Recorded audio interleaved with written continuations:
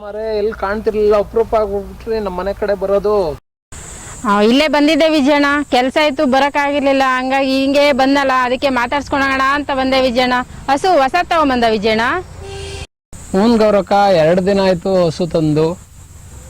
ದುಡ್ಡೇ ಇಲ್ಲ ಅಂತಂದಲ್ಲ ಇದು ವಿಜಯಣ್ಣ, ಇಲ್ಲ ಅಂತೀಯ, ಈಗ ನೋಡಿದ್ರೆ ಹಸು ತಂದಿದ್ದೀನಿ ಅಂತೀಯ. ಹ್ಞೂ ಗೌರಕ್ಕ, ದುಡ್ಡಿಲ್ಲ ಅಂತ ಅಂತಿದ್ವಿ. ಮತ್ತೆ ನಮ್ಮ ತೋಟದಲ್ಲಿ ಅದೇ ಅಡಿಕೆ ಗಿಡ ಉಂಟು ಅಂತ ಹೇಳಿದ್ವಲ್ಲ, ಅದರೊಳಗೆ ಮಿಶ್ರ ಬೆಳೆಯಾಗಿ ರಿಂಗ್ ಬೀನ್ಸ್ ಬೆಳೆದಿದ್ವಿ. ಅದು ಚೆನ್ನಾಗಿ ಇಳುವರಿ ಬಂದಿರೋದ್ರಿಂದ, ಅದರಲ್ಲಿ ಆದಾಯ ಇರೋದ್ರಿಂದ ಒಂದು ಹಂಗೆ ಒಂದು ದುಡ್ಡು ಬಂದಿತ್ತಲ್ಲ, ಅದರಲ್ಲಿ ಒಂದು ಸೀಮೆ ಹಸು ಕೊಂಡ್ಕೊಂಡ್ವಿ. ಈ ಕಡೆ ನೋಡಿದ್ರೆ ಅಡಿಕೆ ಗಿಡದಲ್ಲಿ ಬರೀ ಹುಲ್ಲು, ಶತ್ತೆ, ಕಾಂಗ್ರೆಸ್ ಗಿಡ, ಪಾಚಿ ಗಿಡ ಅಂಥದ್ದಿಂಥದ್ದೆಲ್ಲ ಬೆಳ್ಕೊಂಡು ಎಲ್ಲ ಬರೀ ಕಳೆ ಕಿಳ್ಸಕ್ಕೆ ಅಷ್ಟೊಂದು ದುಡ್ಡು ಇಕ್ತಾರೆ. ನೀವು ನೋಡಿದ್ರೆ ಇಲ್ಲಿ ನಮ್ಮ ಅಡಿಕೆ ಗಿಡದಲ್ಲಿ ಬಳ್ಳಿ ಬೀನ್ಸ್ ಹಾಕಿದ್ದೀನಿ ಅಂತೀರಾ, ಅದ್ರಲ್ಲಿ ಆದಾಯ ಬಂತು ಅಂತೀರಾ, ಹಸು ತಂದೆ ಅಂತೀರಾ. ಇದೇನು ವಿಜಯಣ್ಣ ಹೊಸ ವಿಷಯ ಇದು? ನನಗೆ ಅರ್ಥ ಆಗ್ತಾ ಇಲ್ಲಪ್ಪ. ನೀವು ಹೆಂಗೆ ಮಾಡಿದ್ದೀರಾ ಅಂತ ಹೆಂಗೂ ಬರೋದು ಬಂದಿದ್ದೀನಿ ನಿಮ್ಮ ಮನೆ ಹತ್ರ. ನಿಮ್ಮ ತೋಟ ಎಲ್ಲ ನನಗೂ ತೋರಿಸ್ರಿ, ಹೆಂಗೆ ಮಾಡ್ಕೊಂಡಿದ್ದೀರಾ ಅಂತ ನನಗೂ ಒಂಚೂರು ಹೇಳ್ರಿ.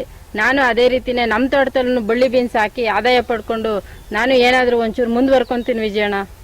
ಆಯ್ತು ಬಾ ಗೌರಕ್ಕ, ಅದ್ರಲ್ಲೇನಿದೆ, ಎಲ್ಲರೂ ಬೆಳೆಯೋದುಂಟಲ್ವಾ, ನಿಮ್ಗೂ ತೋರಿಸ್ಕೊಡ್ತೀನಿ ಬಾ.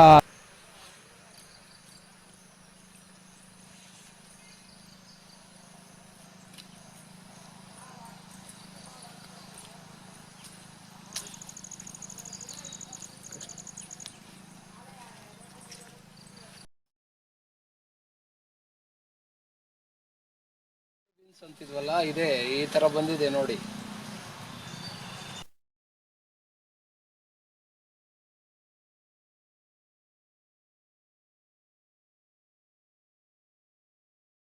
ಹೌದಾ ವಿಜಯಣ್ಣ? ಪರವಾಗಿಲ್ಲ ವಿಜಯಣ್ಣ, ಎಷ್ಟು ಚೆನ್ನಾಗೈತೆ ನೋಡು. ನಮ್ಮ ಕಡೆಗೆ ಹಿಂಗೆಲ್ಲ ಬೆಳೆಯೋದೇ ಇಲ್ಲ ಕಣ್ ವಿಜಯಣ್ಣ. ಇದೆಲ್ಲ ಹೆಂಗ್ ಮಾಡ್ಬಿಟ್ರಿ ವಿಜಯಣ್ಣ ನೀವು? ಸರಿ ವಿಜಯಣ್ಣ, ಈಗ ಇದಕ್ಕೆ ಬಿತ್ತನೆ ಬೀಜ ಎಷ್ಟು ಬೇಕು, ಆಮೇಲೆ ಗೊಬ್ಬರ ಎಷ್ಟು ಬೇಕು, ಆಮೇಲೆ ಗೊಬ್ಬರ ಹೆಂಗ್ ಹಾಕ್ಬೇಕು, ಆಮೇಲೆ ಬೀಜ ಎಷ್ಟೆಷ್ಟು ಅಂತರದಲ್ಲಿ ಹಾಕ್ಬೇಕು, ಆಮೇಲೆ ಗಿಡನ ಇದು ನೀರು ಜಾಸ್ತಿ ಕಟ್ಟಬೇಕಾ ಇಲ್ಲ ಕಡಿಮೆ ಕಟ್ಟಬೇಕಾ, ಇದೆಲ್ಲಾನು ಹೆಂಗೆ ಮಾಡೋದು ಅಂತ ಎಲ್ಲ ಒಂಚೂರು ನನಗೆ ವಿವರವಾಗಿ ಹೇಳ್ಕೊಡು ವಿಜಯಣ್ಣ. ಗೌರಕ್ಕ, ಒಂದು ಎಕರೆಗೆ ಮಿನಿಮಮ್ ಅಂದರೆ ಒಂದು 2-2.5 kg ಬೀಜ ಬೇಕಾಗುತ್ತೆ ಗೌರಕ್ಕ. ಅದು ಕೆ ಜಿಗೆ 1,200 ರೂಪಾಯಿ ಕೆ ಜಿ. ಅದು ಉಳ್ಳಿ ಬೀಜ ರೈಟ್ ಉಂಟು. ಅದು ಏನು ಮಾಡಬೇಕು ಅಂದರೆ ನೆಲ ಎಲ್ಲ ಹದ ಮಾಡ್ಕೊಂಡು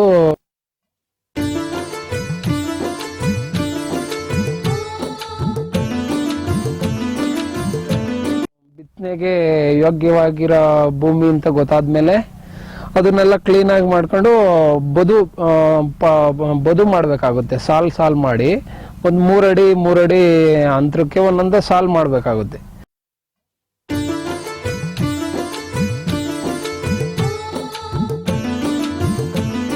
ಒಂದೊಂದು ಅಡಿಗೆ ಒಂದೊಂದು ಬೀಜನ ಅದೇನು ಮಾಡಬೇಕು ಅಂದರೆ ಒಂದ್ಸಲಿ ಫಸ್ಟು ನೀರು ಹಾಯಿಸ್ಬಿಟ್ಟು ಅದ ಬಂದಾಗ ಅದಕ್ಕೆ ಬೀಜ ಊರ್ಬೇಕಾಗುತ್ತೆ. ಇಲ್ಲಾಂದರೆ ಒಣ ಭೂಮಿಗೆ ಹಾಕ್ಬಿಟ್ರೆ ಏನಾಗುತ್ತೆ, ಅದು ನೀರು ಬೀಜದ ಪಕ್ಕ ತನುವು ಇರಲಿಲ್ಲ ಅಂದರೆ ಆ ಬೀಜ ಏನಾಗುತ್ತೆ, ಸತ್ತೋಗ್ಬಿಡುತ್ತೆ.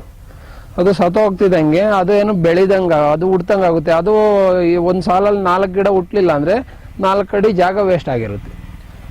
ಅದನ್ನ ಅಂತರದಲ್ಲಿ ಬೀಜ ನಾವು ನಾಟಿ ಮಾಡಿದರೆ ಅದು ಒಂದು 10 ದಿನ 12 ದಿನದಷ್ಟೊತ್ತಿಗೆ ಬಳ್ಳಿ ಹೊಡ್ಕೊಳುತ್ತೆ.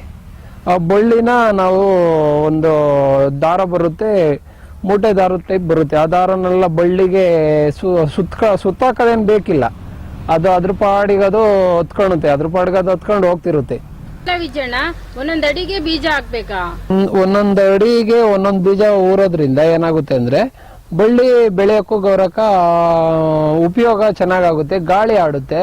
ಗಾಳಿ ಆಡೋದ್ರಿಂದ ಏನಾಗುತ್ತೆ, ಗಿಡ ಫಲವತ್ತಾಗಿ ಬೆಳೆಯುತ್ತೆ, ಇಳುವರಿನೂ ಚೆನ್ನಾಗಿ ಬರುತ್ತೆ. ಹತ್ರ ಆದರೆ ಇಳುವರಿ ಕಮ್ಮಿ ಆಗುತ್ತೆ. ಏನಾಗುತ್ತೆ, ನೆರಳಾಗುತ್ತಲ್ಲ, ನೆರಳಾಗುವಾಗ ಇವು ಹೂವು ಎಲ್ಲನ ಬಾಡಿ ಎಲ್ಲ ಕೆಳಗಡೆಗೆ ಉದುರೋಗ್ಬಿಡ್ತಾವೆ ಬತ್ಕೊಂಡು. ಅದರಿಂದ ಏನು ಆದಷ್ಟು ಒಂದು ಸ್ವಲ್ಪ ದೂರ ಇದ್ದರೆ ಏನಾಗುತ್ತೆ ಅಂದರೆ ಬೇಸಿಗೆ ಟೈಮಲ್ಲಿ ಅಡಿಕೆ ಗಿಡಕ್ಕೂ ನೀರು ಹಾಸ್ದಂಗೆ ಆಗುತ್ತೆ. ಮತ್ತು ಗೊಬ್ಬರ ಹೆಂಗೆ ಅಂತಂದರೆ ಬೀಜ ಊರೋ ಟೈಮಲ್ಲಿ ಸ್ವಲ್ಪ ಅದೇನು ಒಂದು ಎಕರೆಗೆ ಒಂದು 1 ಚೀಲ 2 ಚೀಲ ಆದರೆ ಮಸ್ತಾಗುತ್ತೆ. ಆಮೇಲೆ ನಮಗೆ ಬೇಕು ಅಂತ ಟೈಮಲ್ಲಿ ಈಗ ಗಿಡ ಒಂದ್ ಲೋಟ ಫಲವತ್ತತೆ ಕಮ್ಮಿ ಆದಾಗ ನಮಗೆ ಎಷ್ಟು ಬೇಕೋ ಅಷ್ಟ ಬುಡದಿಂದ ಸ್ವಲ್ಪ 3 ಇಂಚ್ ಬಿಟ್ಟು ಗೊಬ್ಬರ ಕೊಡ್ಬೇಕಾಗುತ್ತೆ. ಮತ್ತೆ ಈ ವಿಜಯಣ್ಣ, ಈ ಅಡಕೆ ಗಿಡಕ್ಕೆ ಆಮೇಲೆ ಇದು ಬಳ್ಳಿಕಾಯಿ ಗಿಡಕ್ಕೆ ಎರಡಕ್ಕೂ ಬೇರೆ ಬೇರೆ ಗೊಬ್ಬರ ಹಾಕ್ಬೇಕಾ ವಿಜಯಣ್ಣ? ಬೇಕಾ? ನೀನು ಕೇಳೋದು ಕ್ವಶನ್ ಹೆಂಗಿದೆ ಅಂತಂದ್ರೆ, ಈಗ ನಮ್ಮ ಮನೇಲಿ 4 ಜನಕ್ಕೆ 4 ತರ ಅಡಿಗೆ ಮಾಡ್ದಂಗ ಆಗುತ್ತೆ. ನೀವು ಕೇಳೋ ಕ್ವಶನ್ ಒಂದೇ ಗೊಬ್ಬರ ಹಾಕ್ತೀರಾ, ಅದಕ್ಕೆ ಬೇರೆ ಇದಕ್ಕೆ ಬೇರೆ ಅನ್ನೋದು ಗೌರಕ್ಕ. ಬೇರೆ ಗೊಬ್ಬರ ಏನ್ ಹಾಕ್ಬೇಕಾಗಿಲ್ಲ ಗೌರಕ್ಕ. ಒಂದೇ ಖರ್ಚಲ್ಲಿ ಈಗ ಆ ಗೊಬ್ಬರದ್ದು ಅಡಿಕೆ ಸೊಸಿದು ಉಳಿಯುತ್ತೆ, ಮತ್ತೆ ಈ ಗಿಡದ್ದು ಅದಕ್ಕೆ ಗೊಬ್ಬರ ಫಲವತ್ತತೆ ಕೊಡುತ್ತೆ. ಸರಿ ವಿಜಯಣ್ಣ, ಇದಕ್ಕೆ ನೀರು ಎಷ್ಟು ದಿನಕ್ಕೊಂದ್ಸಾರಿ ಹಾಯಿಸ್ಬೇಕು, ಹೆಂಗ್ ಹಾಯಿಸ್ಬೇಕು ಅಂತ ಒಂಚೂರು ಹೇಳು ವಿಜಯಣ್ಣ. 3 ದಿನಕ್ಕೆ ತಪ್ಪಿದ್ರೆ 4 ದಿನಕ್ಕೊಂದ್ಸಲಿ ನಾವು ಪಟ ಮಾಡಿರ್ತೇವಲ್ಲ ಗೌರಕ್ಕ, ಅಡಿಕೆ ಗಿಡಕ್ಕೂ ಹಾಯಿಸ್ದಂಗ ಆಗುತ್ತೆ, ಉಳ್ಳಿ ಗಿಡಕ್ಕೂ ಹಾಯಿಸ್ದಂಗ ಆಗುತ್ತೆ. ಮಧ್ಯೆ ಪಟ ಮಾಡಿರ್ತೀವಲ್ಲ, 3 ದಿನಕ್ಕೊಂದ್ಸಲಿ ಬಿಟ್ರೆ ಸಾಕು ಗೌರಕ್ಕ. ಅದಕ್ಕೆ ಒಂದು ಗೌರಕ್ಕ ನೀರು ಏನು ಯಥೇಚ್ಛ ಬೇಕಿಲ್ಲ. ಈಗ ಇದು ನೀರ್ ಹಾಯಿಸಿದ್ವಿ, ಇದನ್ನು ಇನ್ನೊಂದ್ ತರ ಬೆಳಿಬಹುದು ಗೌರಕ್ಕ. ಈಗ ಡ್ರಿಪ್ ಬರುತ್ತಲ್ಲ, ಡ್ರಿಪ್ ಕೇಳಿದಿರಲ್ಲ ನೀವು, ಅಡಿಕೆ ಗಿಡಕ್ಕೆಲ್ಲ ಮಾಡಿಸಿದಿರಲ್ಲ, ಆ ಡ್ರಿಪ್ಪಿಗೂ ಕಲೆಕ್ಷನ್ ಕೊಡ್ಬೋದು ಗೌರಕ್ಕ. ಈಗ ನಾವು ಜಾಸ್ತಿ ನೀರಾಗುತ್ತೆ, ಇದು ತುಂಬಾ ಕಟ್ಬೇಕಾಗುತ್ತೆ. ನೀವು ಡ್ರಿಪ್ ಅಲ್ಲಿ ಮಾಡಿದ್ರೆ ಅದು ಏನಾಗುತ್ತೆ ಅಂದ್ರೆ ಬಡ್ಡೆಗೆ ಬೀಳ್ತಾ ಇರುತ್ತೆ ನೀರು. ಅದ್ರಲ್ಲಿ ನೀರು ಒಂದ್ ಸಣ್ಣಕ್ ಬರ್ತೈತಲ್ಲ, ಇಷ್ಟೊಂದ್ ಬಳ್ಳಿಗಳಿಗೆಲ್ಲ ಸಾಕಾಗುತ್ತೆ. ಅದು ಹೆಂಗೆ ಅಂದ್ರೆ ತೊಟ್ಟಿಗ್ತಾ ಇರುತ್ತೆ, ಅದು ಅಲ್ಲೇ ಬೇರೆ ಇಳಿತಾ ಇರುತ್ತೆ. ಇದು ಅಂತ ಅಂದ್ರೆ ನಾವು ತುಂಬಾ ನೆನೆಸ್ಬಿಡ್ತೇವೆ, ತುಂಬಾ ತುಂಬ್ತೀವಿ, ಅದು ಬಿಸ್ಲಿಗೂ ಅಷ್ಟು ಆವಿ ಆಗುತ್ತೆ, ಅದು ಅಷ್ಟು ಇಂಬ್ರುಕೊಂಡಿರುತ್ತೆ. ಆಮೇಲೆ ಅದೇಂಗೆ ಅಂತಂದ್ರೆ ಅದು ಆರಕ್ ಬಿಡಲ್ಲ, ಸುಮ್ಮನೆ ತೊಟ್ಟಿಗ್ತೀವಿ. ಈಗ ನೀವು ಡ್ರಿಪ್ ಮಾಡಿರೋದ ಗೌರಕ್ಕ, ನಿಮ್ಮ ಅಡಿಕೆ ಗಿಡ ನೋಡಿ, ನೀರಾಯಿಸೋ ಅಡಿಕೆ ಗಿಡ ನೋಡಿ, ಭೂಮಿ ಅದು ಏನಾಗುತ್ತೆ, ಅದು ಟೈಟ್ ಆಗಲ್ಲ, ಹಿಂಗೆ ಬಿಗಿ ಆಗಲ್ಲ. ಈಗ ನಾವು ನಡೆದಾಡಿ ಬಿಗಿ ಆಗುತ್ತಲ್ಲ ಹಂಗೆ, ಅದು ಬಡ್ಡೆಗೆ ತೊಟ್ಟಿಕ್ಕದ್ರಿಂದ ಅದು ಮಣ್ಣು ಸ್ಮೂತ್ ಆಗುತ್ತೆ, ಅವಾಗ ಬೇರು ಚೆನ್ನಾಗಿ ಬಿಡುತ್ತೆ, ಅವಾಗ ಗಿಡ ಇನ್ನೂ ಚೆನ್ನಾಗಾಗುತ್ತೆ. ಕಡಿಮೆ ನೀರಲ್ಲಿ ಕಡಿಮೆ ಆದಾಯದಲ್ಲಿ ನೀವು ಇನ್ನೊಂದು ಬೆಳೆ ಬೆಳಿಬಹುದು. ಇದು ಅಂತಂದ್ರೆ ಇದೆಲ್ಲ ಗೇಯ್ತಿರ್ಬೇಕು, ನೀವು ಹಂಗಲ್ಲ, ಅದ್ರಲ್ಲೇ ಮತ್ತೊಂದ್ಸಲಿ ತಿರ್ಗಾ ಬೆಳಿಬಹುದು. ಈ ವೈರಲ್ಲಿ ಡ್ರಿಪ್ 1 ವರ್ಷ 2 ವರ್ಷ ತನಕ ಬರುತ್ತೆ. ಅಲ್ಲ ವಿಜಯಣ್ಣ, ನೀವು ಬೀಜ ನಾಟಿ ಮಾಡಿ ಅದು 8 ದಿವಸಕ್ಕೆ ಬಳ್ಳಿ ಹೊಡಿತೈತೆ ಅಂತ ಅಂದ್ರಲ್ಲ, ಇದು ಎಷ್ಟು ದಿನಕ್ಕೆ ಕಾಯಿ ಬಿಡುತ್ತೆ ವಿಜಯಣ್ಣ? ಗೌರಕ್ಕ, ಇದು 1.5 ಇಂದ 2 ತಿಂಗಳಲ್ಲಿ ಸ್ಟಾರ್ಟ್ ಆಗುತ್ತೆ ಗೌರಕ್ಕ. ಒಂದು ಫಸ್ಟ್ನೇ ಕೊಯ್ಲು ಕಮ್ಮಿ ಆಗುತ್ತೆ, ಇನ್ನ 2.5 ತಿಂಗಳಿಗೆ ಕಾಯಿ ರಮಾರುಮಿ ಕಾಯಿ ಬರುತ್ತೆ ಗೌರಕ್ಕ. ಇದು ಸ್ಟಾರ್ಟ್ ಆದ ಇನ್ನೂ 2 ತಿಂಗಳು ಮೇಲೆ 3 ತಿಂಗಳ ಮೇಲೆ ಕಾಯಿ ಕುಯ್ಬೋದು ಗೌರಕ್ಕ. ಆಗ್ತಿದಂಗೆ 3 ತಿಂಗಳಿಗೆ ಕ್ಲೋಸ್ ಆಗುತ್ತೆ ಅಂತ ಅಲ್ಲ ಗೌರಕ್ಕ. ಇದು ಹಾಕಿ ಕಾಯಿ ಸ್ಟಾರ್ಟ್ ಆದ್ಮೇಲೆ 3 ತಿಂಗಳು 4 ತಿಂಗಳು ಕಾಯಿ ಕುಯ್ಬೋದು ಗೌರಕ್ಕ. ಇದು ನಮ್ಮ ಆರೈಕೆ ಮಾಡ್ತಾ ಇದ್ರೆ. ಸರಿ ವಿಜಯಣ್ಣ, ಈ ಸಾಲ್ಗುನು ಹಿಂಗೆ ಈ ದಾರ ಬೇರೆ ಕಟ್ಟಿದ್ಯಾ, ಇದು ಯಾಕೆ ವಿಜಯಣ್ಣ ಈ ದಾರ ಕಟ್ಟಿರೋದು? ಇದರಿಂದ ಏನ್ ಉಪಯೋಗ ವಿಜಯಣ್ಣ? ಗೌರಮ್ಮ, ಇದು ನಿನಗೆ ಈಗ ಅರ್ಥ ಆಗೈತೆ, ಈ ದಾರ ಕಟ್ಟೆ ಇದೀವಿ ಅಂದ್ರೆ ಏನು ಅಂದ್ರೆ ನೀವಿನ್ನು ಬೆಳ್ದಿಲ್ಲ ಏನಿಲ್ಲ, ಅದು ಗೊತ್ತಿಲ್ಲದಕ್ಕೋಸ್ಕರ ಅಲ್ವಾ ಕೇಳ್ತಿರೋದು. ಇದೇನಾಗುತ್ತೆ ಗೌರಕ್ಕ ಅಂದ್ರೆ ಬಳ್ಳಿ ಅಲ್ವಾ, ಇದು ಬಳ್ಳಿ ಆಗಿರೋದ್ರಿಂದ ನಾವು ಮಧ್ಯೆ ಒಂದೇ ಒಂದು ದಾರ ಎಳೆದ್ರೆ ಆ ದಾರದ ಮೇಲೆ ಈ ಬಳ್ಳಿ ಎಲ್ಲ ಮಲಿಕಣುತ್ತೆ. ಈ ಮಧ್ಯೆ ಎಲ್ಲ ದಾರ ಎಳೆದ್ರೆ ಏನಾಗುತ್ತೆ ಅಂದ್ರೆ ಈ ಬಳ್ಳಿ ಹಿಂಗೆ ದಾರ ಸುತ್ತಾಕೊಂಡು ಹಿಂಗ್ ಬರುತ್ತೆ. ಈಗ ನೀನ್ ನೋಡಿದ್ಯಲ್ಲ, ಇಲ್ಲೆಲ್ಲ ಚಪ್ರ ಹಾಕೊಂಡೈತೆ ನೋಡ್ದಲ್ಲ, ಇದು ಹಂಗೆ ಬಳ್ಳಿ ಎಲ್ಲ ಈ ದಾರದ ಮೇಲೆ ಬಂದು ಹಿಂಗೆ ಫುಲ್ ಚಪ್ರ ಆಗುತ್ತೆ. ಇದು ಕಾಯಿ ಬಿಡೋದು ಹೆಂಗೆ ಅಂದ್ರೆ ಬಡ್ಡೆಲೆಲ್ಲ ಗೌರಕ್ಕ ಕಾಯಿ ಬಿಡೋದು ಹಿಂಗೆ ಬಳ್ಳಿ ಇದೆಯಲ್ಲ, ಈ ಬಳ್ಳಿಲಿ ಕಾಯಿ ಬಿಡೋದು ಗೌರಕ್ಕ. ಅದಕ್ಕೋಸ್ಕರ ಏನಾಗುತ್ತೆ ಅಂತಂದ್ರೆ ಇದ್ರ ಮೇಲೆಲ್ಲ ಅಳ್ಕೊಂಡ್ರೆ ಕೀಳಕ್ಕೂ ಚೆನ್ನಾಗಿರುತ್ತೆ. ಯಾವ ಟೈಮಲ್ಲಿ ಬೇಕಾದ್ರೂ ಮಳೆ ಬಿಡ್ತು ಅಂತ ಅಂದಾಗ್ಲೂ ಒಂದ್ ಸ್ವಲ್ಪ ಹೊತ್ತು ಆರ್ಕಂತಿದಂಗೆ ಕೀಳ್ಬೋದು. ಅದರಿಂದ ನಾ ಇದನ್ನ ಗೌರಕ್ಕ ಕಟ್ಟಿರೋದು. ಇದು ಇವೆಲ್ಲ ಮಾಡಕ್ಕೋಸ್ಕರ 30-40 ಸಾವಿರ ಖರ್ಚಾಗಿದೆ ಗೌರಕ್ಕ. ಕೀಟ ಅಂತ ಅಂದಲ್ಲ, ಕೀಟದಿಂದ ಏನಾಗುತ್ತೆ ಅಂದ್ರೆ ಹಿಂಗೆ ಅದು ಹಸಿರು ಎಲೆನೆಲ್ಲನ ಅದು ಸ್ಮೂತ್ ಆಗಿರುತ್ತಲ್ಲ, ಆ ಎಲೆ ಎಲ್ಲ ತಿಂದು ಏನ್ ಮಾಡುತ್ತೆ, ಇದ್ರಲ್ಲಿ ಶಕ್ತಿ ಇಲ್ದಂಗ ಮಾಡ್ಬಿಡುತ್ತೆ. ಎಲೆ ಶಕ್ತಿ ಇಲ್ದಂಗ ಆಯ್ತು ಅಂತ ಅಂದಾಗ ಈ ಆಟೋಮೆಟಿಕ್ ಆಗಿ ಹೂವು ಎಲ್ಲನ ಬಿದ್ದೋಗಕ್ಕೆ ಸ್ಟಾರ್ಟ್ ಆಗುತ್ತೆ. ಬೆಳೆಯಕ್ಕೆ 10 ದಿನಕ್ಕೆ 10 ದಿನದೊಳಗೆ ಏನಾಗುತ್ತೆ ಅಂದ್ರೆ ರಂಗೋಲೆ ಹುಳ ಅಂತ ಬರೋದು ನೋಡ್ಗವ್ರಕ್ಕ. ರಂಗೋಲೆ ಅಂತ ಅಂದ್ರೆ ಈ ತರ ಆಗುತ್ತೆ. ಈ ತರ ಆಗಿ ಇದು ಎಲೆ ಎಲ್ಲ ಏನಾಗುತ್ತೆ ಅಂದ್ರೆ ಮೇಯ್ಕೊಂಡು ಎಲೆ ಏನಾಗ್ಬಿಡುತ್ತೆ, ಈ ತರ ಹಣ್ಣಾಗಿ ಎಲ್ಲ ಉದುರೋಗ್ಬಿಡುತ್ತೆ. ಕೆಳಕ್ಕೆ ಹಣ್ಣಾಗಿ ಉದುರೋದಾಗ ಹಿಂಗಾಗಿ ಉದುರೋಗ್ಬಿಡುತ್ತೆ. ಹಿಂಗೆ ಎಲ್ಲ ಎಲೆ ಎಲ್ಲ ಉದುರೋಗ್ಬಿಟ್ಟು ಬರೀ ಬಳ್ಳಿ ಆಗ್ಬಿಡುತ್ತೆ. ರಂಗೋಲೆ ಹುಳ ಬರುತ್ತೆ. ಮತ್ತೆ ಇನ್ನೊಂದು ಸೊಳ್ಳೆಗಳು ಸೊಳ್ಳೆ ಅವು ಅಷ್ಟು ಹತ್ತವೆ. ಮತ್ತೆ ಈ ಕಾಯಿ ಬಂದಾಗ ಏನಾಗ್ತಿದೆ ಅಂದ್ರೆ ಹುಳ ಒಂಥರ, ಈಗ ನಾವು ಅವರೆ ಗಿಡಕ್ಕೂ ಹುಳ ಬೀಳ್ತಾವಲ್ಲ ಆ ಟೈಪ್ ಕೊರೆಯ ಹುಳ ಬೀಳ್ತವೆ. ಅವಕ್ಕೆಲ್ಲನ ಬೇಕಾದ್ರೆ ಇದು ಸಿಂಪಡಣೆ, ನಾವು ಇದನ್ನ ಕಷಾಯ ಮಾಡ್ತೀವಲ್ಲ, ಬೇವಿನಕಾಯಿ ಅದು ಇದು ಕಷಾಯ ಎಲ್ಲ ಸಿಂಪಡಣೆ ಮಾಡ್ಬೋದು. ಇಲ್ಲ ಅಂತಂದ್ರೆ ತೋಟಗಾರಿಕೆ ಇಲಾಖೆ, ಕೃಷಿ ಇಲಾಖೆಗೆ ಹೋಗಿ ಅವ್ರನ್ನ ಸಂಪರ್ಕಿಸಿದ್ರೆ ಅವರು ಏನು ಔಷಧಿ ಅಂತನ ಜೈವಿಕ ಔಷಧಿಗಳನ್ನ ಅವರು ಕೊಡ್ತಾರೆ. ಗೌರಕ್ಕ,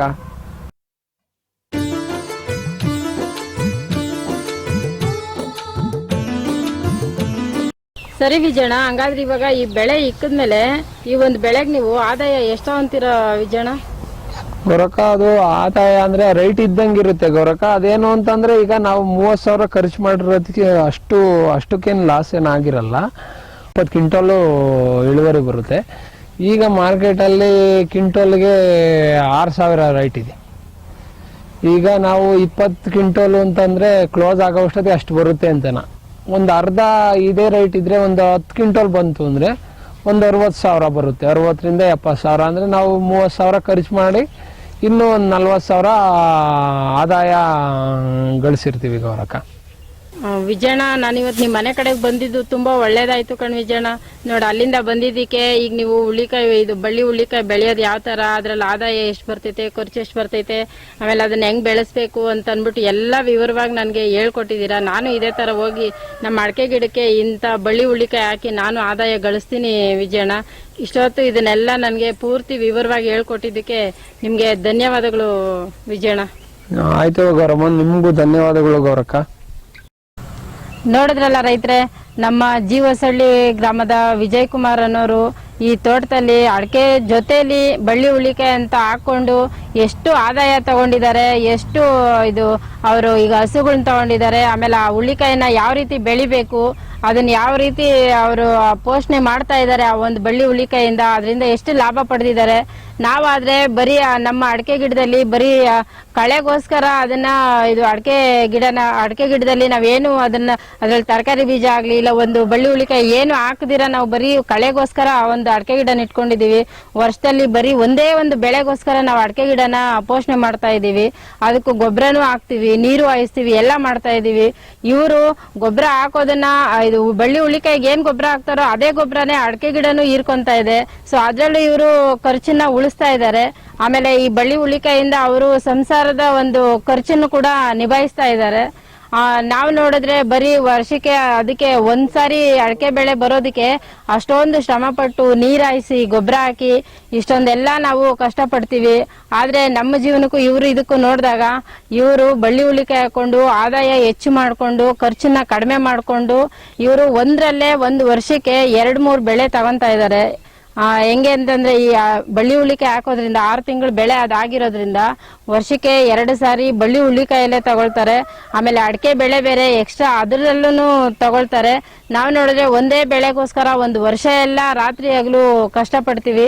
ಈಗ ಇವ್ರು ಮಾಡ್ಕೊಂಡಿರೋ ಈ ಬಳ್ಳಿ ಹುಳ್ಳಿಕಾಯಿ ಯಾವ ರೀತಿ ಅವ್ರು ಹಾಕೊಂಡಿದಾರೋ ಆ ತರ ಹಾಕೊಂಡ್ರೆ ನಾವು ಸಹ ಒಂದು ಖರ್ಚನ್ನ ಕಡಿಮೆ ಮಾಡಿ ಆದಾಯನ ಜಾಸ್ತಿ ಮಾಡ್ಕೊಂಡು ಇನ್ನೂ ಲಾಭಾಂಶನ ಹೆಚ್ಚಾಗಿ ಪಡಿಬಹುದು. ಅಡಿಕೆ ಗಿಡದಲ್ಲಿ ಬರೀ ಬಳ್ಳಿ ಬೀನ್ಸ್ ಮಾತ್ರ ಹಾಕೋದೇ ಅಲ್ಲದೆ ಹೀರೆ ಗಿಡ ಹಾಕ್ಬೋದು, ಮತ್ತೆ ಸೌತೆ ಗಿಡ ಹಾಕ್ಬೋದು, ಮತ್ತೆ ಬೇರೆ ಇದು ತರಕಾರಿ ಗಿಡ ಹಾಕ್ಬೋದು. ಎಲ್ಲ ಹಾಕಿ ಈ ರೀತಿ ನಾವು ಸಹ ಮಾಡಿಕೊಂಡು ಹೆಚ್ಚು ಲಾಭಾಂಶ ಪಡ್ಕೊಂಡು ಜೀವನದಲ್ಲಿ ಒಳ್ಳೆ ಉತ್ತಮವಾದ ಒಂದು ವೃದ್ಧಿಯನ್ನ ಕಾಣ್ಬೋದು. ನೀವು ಇದೇ ತರ ಮಾಡ್ಕೊಳ್ಳಿ ಅಂತ ಹೇಳ್ತಾ ಇದ್ದೀನಿ.